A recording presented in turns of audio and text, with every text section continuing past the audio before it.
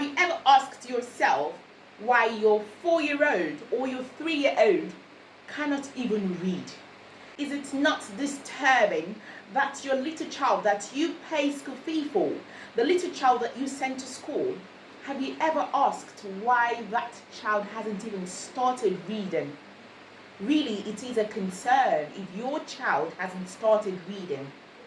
Hi everyone, my name is Jubilant Justice. I am a Jolly Phonics expert.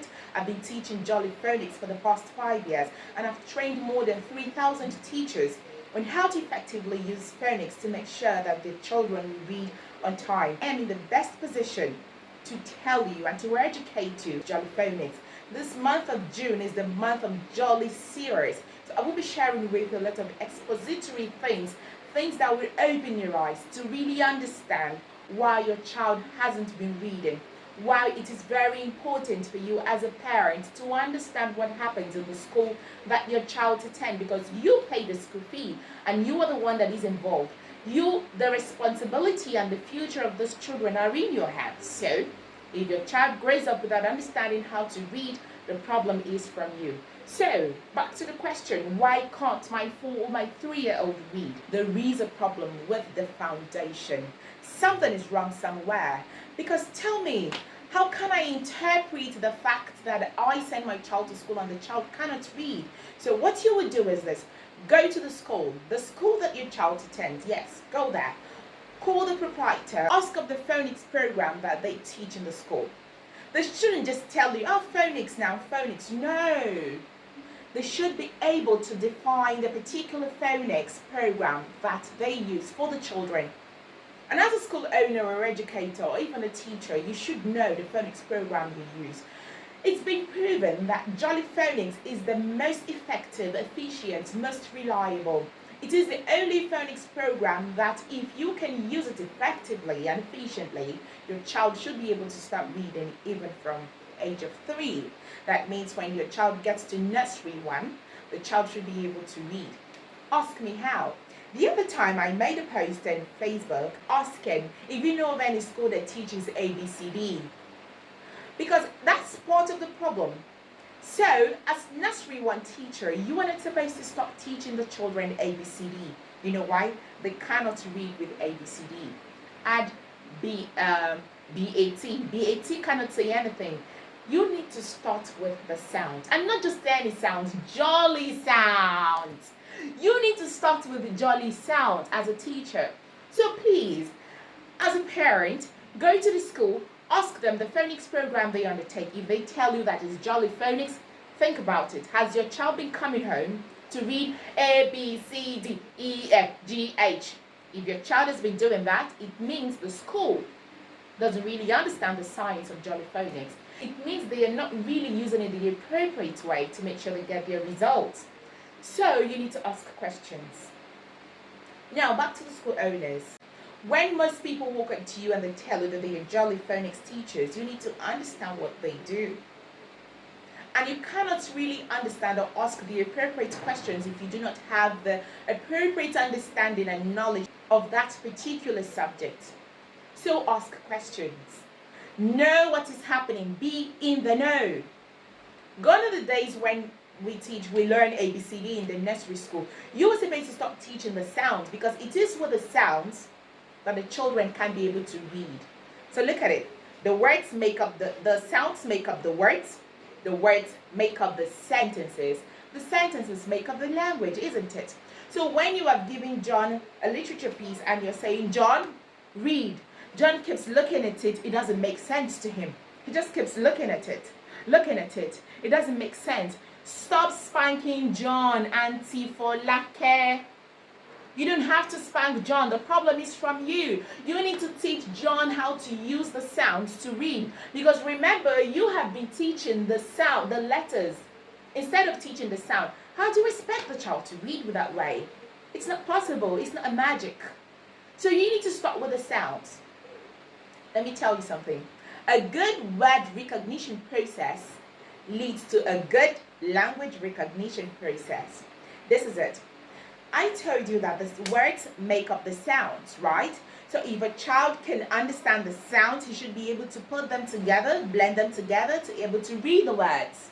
So I've understood that s makes the sound s.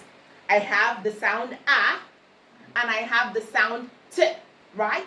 I put it together because I've understood the sounds. I put it together. I'm trying to blend s, a, t, sat. Now I have pronounced a word.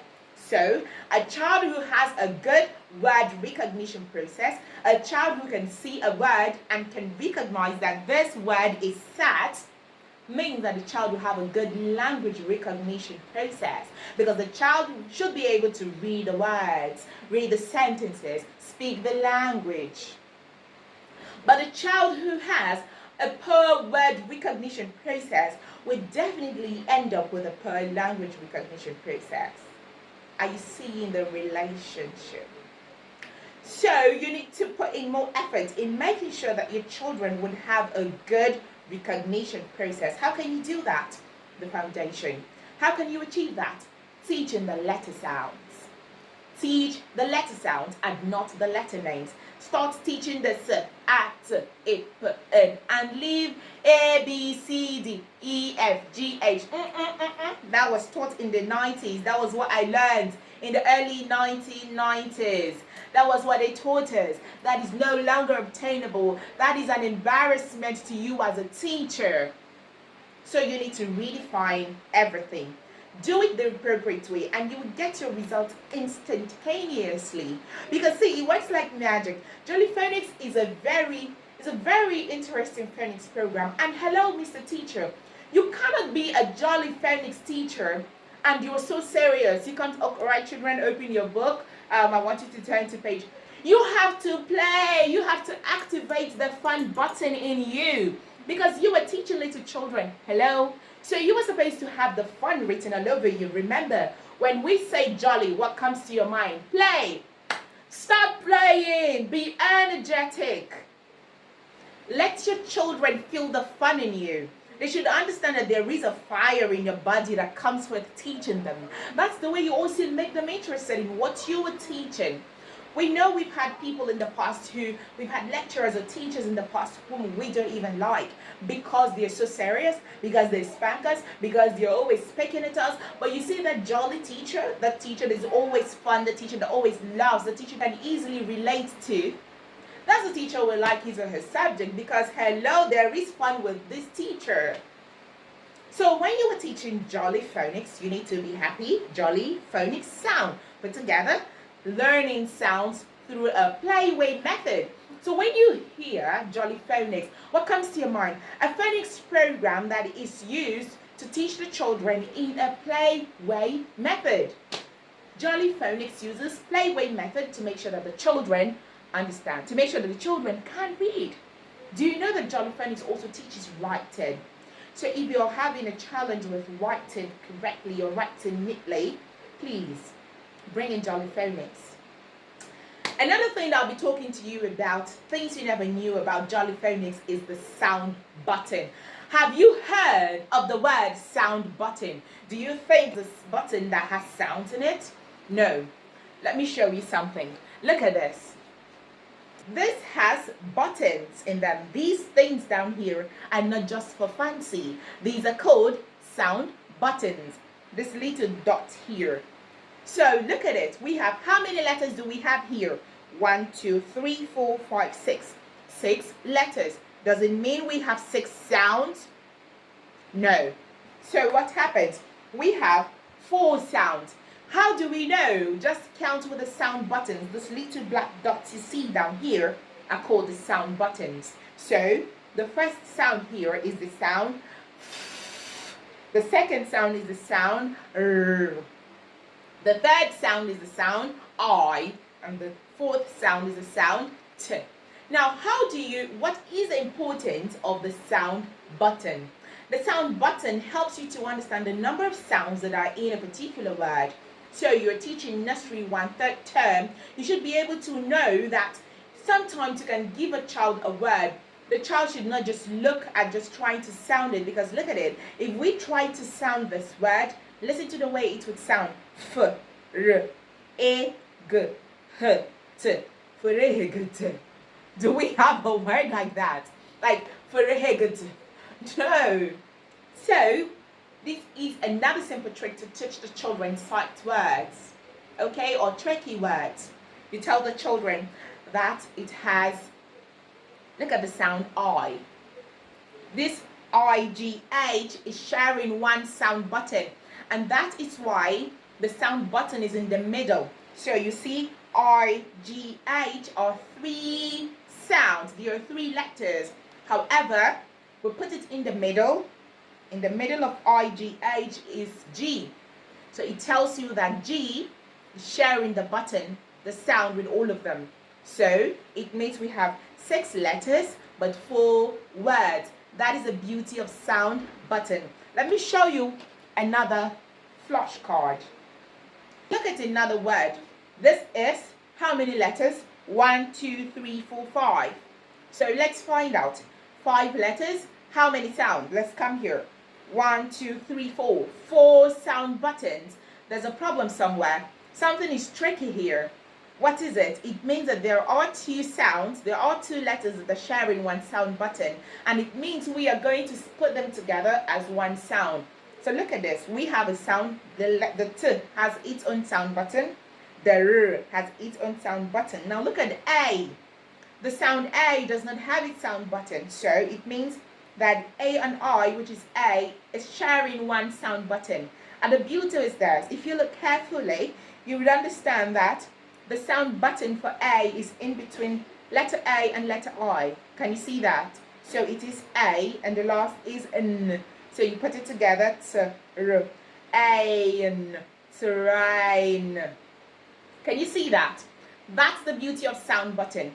So do not forget that when you are teaching the children, always make sure that you are using your sound buttons. It helps them to remember. It lets them know that it's not about the number of letters, it is about the number of sounds. Because there are 2 letters that can come together to give you one sound. Like this that we have seen now. A is giving us one sound, so it's train. Look at this. We have I. They're sharing one sound button, so the sound button is for I, is under here. These are some of the tips and tricks that you can use to teach those children when they are understanding tricky words, because this is an appropriate way to teach them the tricky words or the sight words. You tell them, children, we are not reading, we are sounding. We are sounding the words. Another thing I'd like to let you know as a teacher is how to hold your flashcard to the children.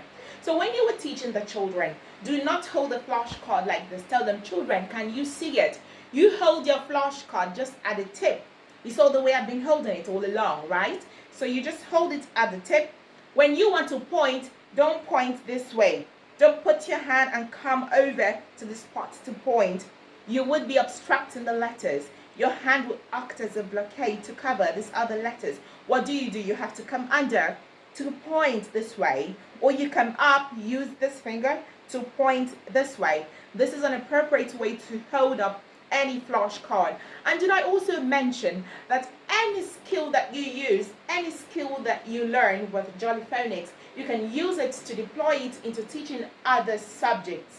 Yes. So Jolly Phonics skills, all the things that you learn, all the knowledge acquired from Jolly Phonics can be used in other subjects. So if you're teaching math, for example, if you're teaching art, for example, creative art, and you have a drawing, you have an artwork that you're holding up for the children. You don't hold it up to them, children, this is an artwork, you're holding it this way. You have to make sure that you are holding the tip. Hold the tip. And when you are pointing is where you are not pointing this way, you hold the tip and you come under and you point this way. Or you come up, you point this way. Because you have visual learners in your classroom. Do you know that I also mentioned that Jolly Phonics also recognizes the visual learners. You know, we have 3 categories of learners. We have the visual learners, we have the kinesthetic learners, we have the auditory learners. So the visual learners are those people that are the Thomases, right? They cannot believe until they see. So we want to see. You have to show them. When you are showing them and it's not making sense, it's not registering well because your hand is already covering what they should see, they want to see the whole picture. They want to create a good mental image of it. So do not allow your hand to act as a cover to the other things, to the other part of what you're showing them. Learn to hold it this way and learn to point this way. Learn to point this way. All right? That's another tip and tricks for the Jolly Phonics. Another thing that I'll be telling you about Jolly Phonics is the learners, right? So I mentioned we have the visual learners, those who want to see. They cannot see. The visual learners, they want to see. It registers well. And these visual learners, they are good with drawing. The visual learners can really represent, they could really represent well by putting it down. They want to draw, they want to write. The visual learners. The auditory learners are those that you are showing them this, it's not making sense. The auditory learners are those learners that want to hear you talk about things. They love storytelling. They love storytelling. And that is why when you are talking about Jolly Phonics, you cannot talk about Jolly Phonics without talking about story. Because that is the first step to teaching any sound at all. You understand that we have 8 steps in teaching Jolly Phonics. So if I have a particular sound, for example, the sound S, there are 8 steps in teaching them. There are 8 steps in teaching the sound. And when I'm teaching the sound, I need to start with a story. Don't tell the children, today I want to tell you a story. Just come at them, story. They're grabbing their chairs, they're sitting, they're listening, they're saying story. Those auditory learners are the ones that would capture it, no matter how playful they are at that moment. Once they hear story, they're grabbing their chairs, they want to say it, you've gotten their attention. That is a beautiful set induction as a teacher. So before you start your story, and then you go ahead to tell them what you want to tell them, all right?